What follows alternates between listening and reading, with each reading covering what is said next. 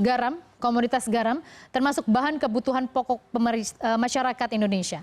Dan kelangkaan garam yang terjadi di sejumlah wilayah di Jawa Timur membuat pedagang dan pembeli kebingungan. Di Surabaya, para pedagang dan pembeli kesulitan mendapatkan garam. Akibatnya, harga garam di pasar melonjak drastis.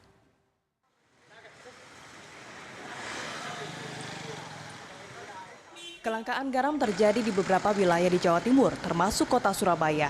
Di kawasan Pasar Pabean Surabaya misalnya, sudah hampir sebulan ini stok garam merosot drastis. Akibatnya banyak pedagang yang menulis pemberitahuan di depan toko tidak menjual garam. Stok garam langka ini, harganya juga melonjak. Bisa-bisa sekarang sekitar 70 ribuan per bal. Dari sebelumnya harga 40.000 per balnya. Kelangkaan garam juga menyusahkan para pembeli. Mereka rela berkeliling kota demi mendapatkan garam untuk kebutuhan sehari-hari. Ya susah, mulai hari udah lebaran itu yang cari-cari. Ya sampai habis ya mau cari ketemu cuma dikasih 2 mau beli 5, enggak boleh. Di rumah itu kan banyak orang yang cari garam, kan ada yang jualan masakan, itu kan satu hari kan ada yang 5, ada yang 10 gitu. Habis, di rumah tandonan ya habis. Kan biasanya tiap pulaan beli nggak ada, kosong. Masyarakat berharap pemerintah memberi solusi agar stok garam tidak langka dan harga kembali normal seperti menggelar operasi pasar. Sementara itu, Dinas Perindustrian dan Perdagangan Jawa Timur mengaku hingga kini masih membahas persoalan garam dan enggan mengkonfirmasi masalah kelangkaan garam. Gita Gowinda, Surabaya. Dan kini langsung saja kita menuju Surabaya. Sudah ada Rangga Umara di sana.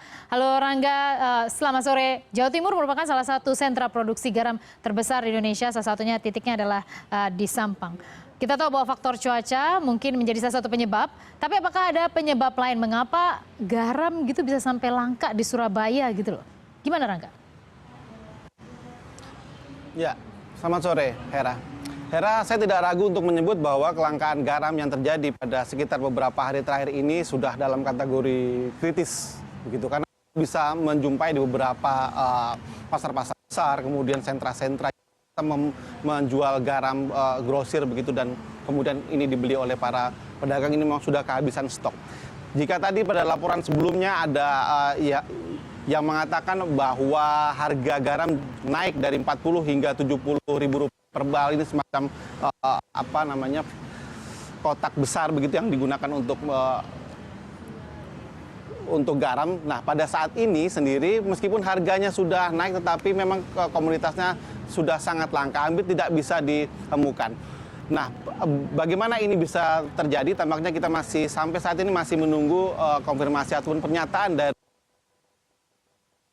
Jawa Timur, pemerintah Provinsi Jawa Timur, dari Desperindak. Tadi tim kami sudah melakukan konfirmasi kepada Kepala Desperindak yang mengatakan bahwa saat ini mereka justru masih baru akan melakukan penyidikan, pemeriksaan begitu untuk mengetahui sebenarnya apa penyebab dari kelangkaan garam ini. Tetapi dari pantauan kami tadi, salah satu penyebabnya memang seperti yang Anda katakan bahwa cuaca. Meskipun saat ini sudah memasuki musim kemarau, tetapi tampaknya masih kemarau basah karena di beberapa daerah yang justru menjadi sentra-sentra produksi garam, misalnya ini hujan masih tetap turun dan kemudian membasahi areal tambak garam yang dimiliki oleh petani. Hal ini kemudian berdampak pada gagalnya panen atau minimal panen yang tidak terjadwal, yang tidak sesuai jadwal, dan kemudian menyebabkan tidak ada lagi pasokan garam dari petani menuju ke distributor misalnya. Contohnya adalah di daerah Benowo, Surabaya. Ini adalah salah satu daerah penghasil garam meskipun dalam jumlah yang tidak terlalu besar. Tadi saya ke sana dan melihat beberapa petak garam, tambak garam ini sendiri yang pada sekitar 2-3 hari yang lalu sebenarnya sudah muncul kristal-kristal garam. Begitu, ini tanda bahwa proses garam sudah hampir separuh. Tetapi pada pagi tadi, mulai pagi tadi itu semuanya hilang dan kemudian proses dilakukan dengan mengulang lagi dari awal. Ini karena kemarin hujan turun dan terpaksa kemudian panen tidak bisa dilakukan atau produksi garam tidak bisa dilanjutkan.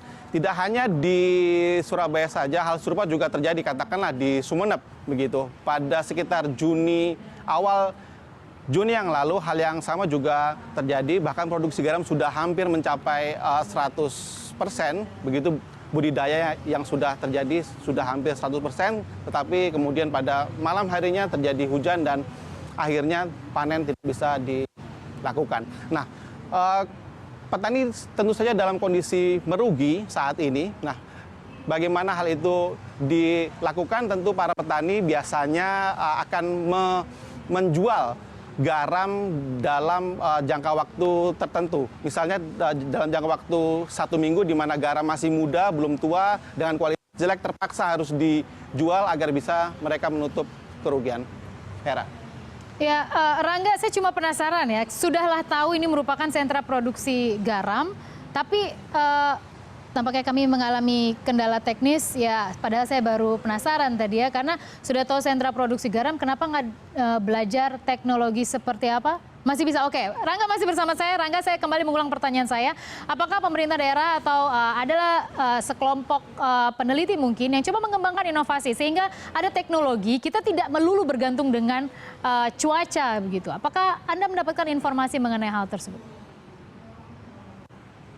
Ya, sayangnya dari beberapa petani, bahkan tidak hanya di Surabaya, misalnya di Sumeneb ataupun di Sampang, para petani di sana sama sekali belum mengenal teknologi itu, atau bahkan diperkenalkan begitu oleh pemerintah, katakan lewat koperasi atau lewat dinas-dinas yang terkait untuk melakukan ataupun berinovasi lewat teknologi. Semuanya masih sangat manual, masih mengandalkan cuaca, dan mereka saat ini pun agak sedikit gamang begitu karena mengandalkan cuaca sendiri pun, mengandalkan ramalan cuaca dari BMKG ataupun Badan Meteorologi sendiri pun mereka masih tidak bisa percaya begitu, karena buktinya selama ini ramalannya juga kadang dibilang hujan tetapi kemarau, dibilang kemarau tetapi hujan. Jadi masih sangat manual, masih sangat tradisional, dan yang bisa dilakukan pemerintah selama ini hanya melakukan impor, itu pun hanya untuk garam produksi, sementara untuk garam konsumsi ini masih menggunakan pasokan dari lokal. Ya Rangga, ini harus menjadi catatan bagi pemerintah ya, mau enaknya aja gitu, gampang impor doang gitu ya. Harusnya kan lebih di hulunya persoalannya apa dengan teknologi misalnya. Baiklah, Rangga Umara dari Surabaya, saya yakin sekarang mungkin Anda sedang diet garam ya, karena agak langka ya tampaknya di Surabaya. Semoga cepat kembali garamnya sehingga kita bisa makan sayur dengan garam. Rangga Umara, koresponden CNN Indonesia. Terima kasih laporan Anda.